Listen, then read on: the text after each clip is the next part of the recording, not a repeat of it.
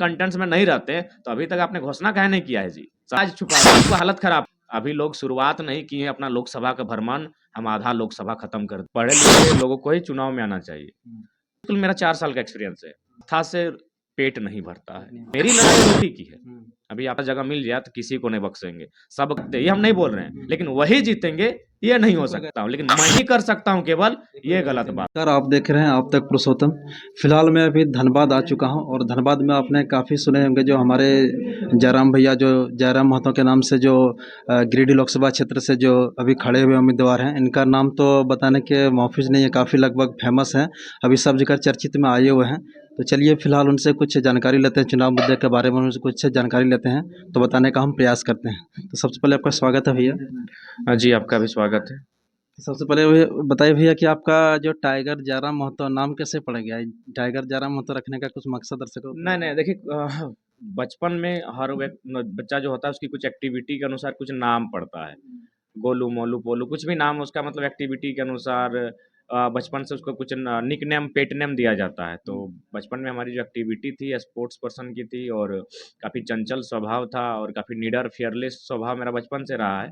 तो उसी कारण टाइगर नाम हमें खेल के मैदान से मिला है। जब क्रिकेट का मैच खेलते थे तो शर्ट वगैरह मेरा फट जाता था, फील्डिंग करते समय ड्राइव लगाकर गेंद को पकड़ते थे और अपनी टीम के खिला मैंने उन्हीं के मैंने खिलाड़ियों से जो कैचिंग लेते समय काफ़ी हमें उछल कूद के माध्यम से लेते थे। तो ये कोई नाम का कोई विशेष माने कारण नहीं बचपन है। से ही आपका ही हाँ, नाम रखा बचपन गया, से बीच में चेंज नहीं किया? पेट नेम है, निक नेम है और इसी नाम से बड़ा हो गए।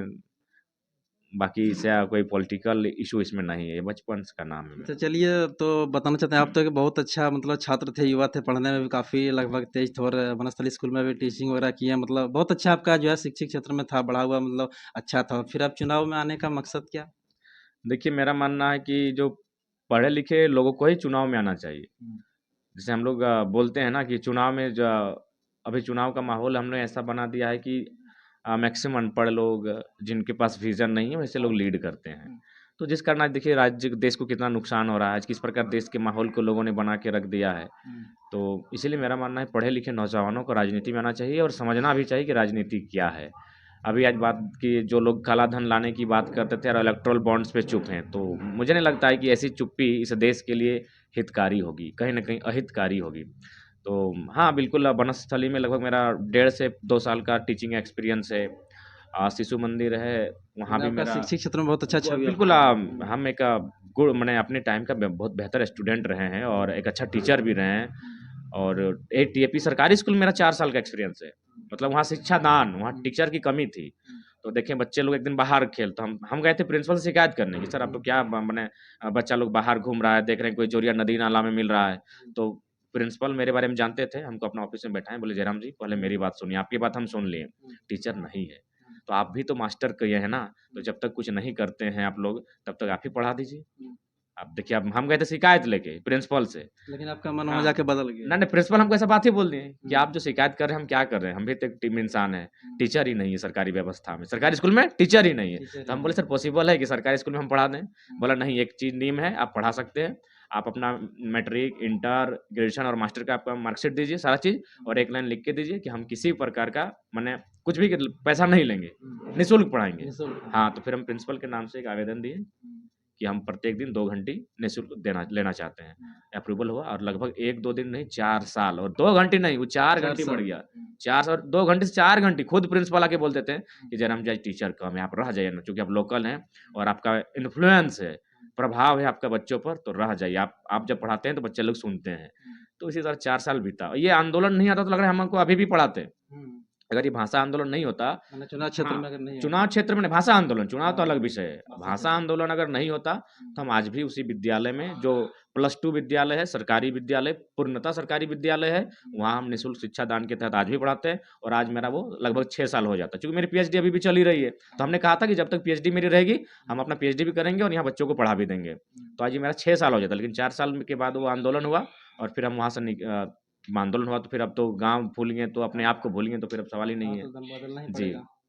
तो फिलहाल अभी जो गिरिडीह लोकसभा क्षेत्र में आप जो चुनाव जो क्षेत्र में उतरे हुए हैं, तो वहाँ के बारे में आप क्या कहना चाहते हैं? जनता किस प्रकार आपको चाह रही है? सब जगह फील्ड में प्रत्येक बार जैसे हम अभी देख रहे हैं आपका सब जगह घूम रहे हैं, तो क्या जनता किस प्रकार आपको चाह रही है? देखिए, जनता अब जान चुकी है कि धर्म सबका है, आस्था सबका है, लेकिन आस्था से पेट नहीं भरता है, भजन कीर्तन से पेट नहीं भरता है। सम्मान सबका है, इबादत भी करे लोग, प्रार्थना भी करे, लेकिन आप भी जानते हैं कि खाली पेट कुछ नहीं होता है। तो मेरी लड़ाई रोटी की है। अभी आपके पीछे जो हमारे बड़े भाई, हमारे चाचा लोग बैठे हैं, ये बीसीसीएल की दुखड़ास को सुना रहे हैं। इनकी ज़मीनों का अधिग्रहण किया गया है। तो आज 23 साल के झारखंड में कोई लड़का है जो बीसीसीएल के खिलाफ भी बोल पा रहा है, वो जयराम महतो है। जो टाटा के खिलाफ भी बोलता है, वो जयराम महतो है। कोई भी कंपनी रहे, अगर गलत तरीके से काम कर रही है तो बोलने वाला एक ही वो लड़का खड़ा है, जयराम महतो। बाकी लोग क्यों नहीं बोलते हैं ना, कंपनी से चंदा जाता है। अभी इलेक्ट्रल बॉन्ड ने तो साबित भी कर दिया कि चंदा किसको जाता है, कहाँ कहाँ जाता है, ये सारा चीज अब पूरा देश जान चुका है। भले देश चुपचाप तमाशा देखे, बात अलग है। तो कंपनियों के खिलाफ बोलने वाला झारखंड में अगर कोई है तो जयराम महतो भी है, जो किसी को नहीं बख्शता है। तो जाहिर सी बात है, लोग इसीलिए हमें पसंद कर रहे हैं कि जब हम सड़क में इतना इन लोग को धो के रखे हैं, अगर सदन में हमारा जगह मिल जाए तो किसी को नहीं बख्शेंगे। सबका पोल सदन में खोला जाएगा, जितनी भी कंपनियां यहाँ गलत कार्य कर रही है। तो इसीलिए लोगों की उम्मीद बनी है कि एक निडर लड़का है, बेदाग छवि का लड़का है और संघर्षशील लड़का है। ये अगर सदन में जाके बैठता है और सदन में जब हमारे दुखड़ों को सुनाएगा, तो एक प्रयास होगा इस देश का, राज्य का और विस्थापितों के अंदर जो आज कोई 1970 से संघर्ष कर रहा है, कोई 80-82 से, उन पर विराम लगेगा और उनको न्याय मिल सके। तो ये लोग अपेक्षा रख रहे हैं और हम उनकी अपेक्षाओं पर पूरा खरा उतरने का प्रयास करेंगे। तो अभी तो वहाँ से अगेंस्ट में चंद्र प्रकाश जी भी खड़ा हो रहे हैं, सुनने में आ रहे हैं। तो कल के डेट में वो ऐलान किए हैं कि जैसे हमारा टिकट मतलब कंफर्म हो चुका है, जीत हमारी पक्की है। तो इसके बारे में क्या कहना चाहते हैं? देखिए, जब भी कोई चुनाव लड़ते हैं, वो अपने आप को जीत पक्की मानते हैं। मोदी जी जो हवा बना रहे हैं 400 पार, आपको मालूम है कि 400 पार नहीं होगा। सरकार वो बना सकता है, हम ये नहीं कह रहे हैं। लेकिन चूंकि एक हवा बनाया जाता है, एक मूवमेंट से, फुल बहुमत किसी का नहीं है। बिल्कुल आसान नहीं है, इट्स नॉट पॉसिबल। और यही जब वह रघुवर सरकार जब रिपीट कर रही थी, तो वहाँ 65 पार का नारा लगा था। तो संभव नहीं कि झारखंड में अभी कासिम कोई अकेले 65 लेके आएगा। तो ये बोला जाता है, बोलने में क्या जाता है। तो ठीक उसी प्रकार जो माननीय संसद है, वो जीत सकते हैं, ये हम नहीं बोल रहे हैं, लेकिन वही जीतेंगे ये नहीं हो सकता है।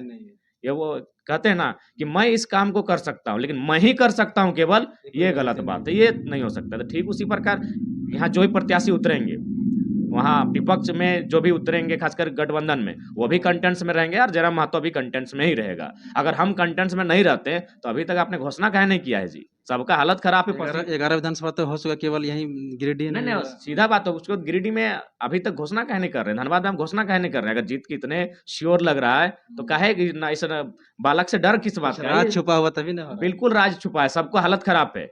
जान रहा है कि इसकी ऊर्जा के सामने टिकना ठीक है। आप उनके पास अनुभव है, धन बल है, जन बल है, उनका बूथ स्तर पर केडर है, लेकिन ऊर्जा के मामले में आज अभी लोग शुरुआत नहीं किए हैं अपना लोकसभा का भ्रमण। हम आधा लोकसभा खत्म कर दिए हैं, अभी 2 महीना पड़ा है। कहाँ कहाँ हम जाएंगे कोई अनुमान हाल नहीं। फिलहाल में आपने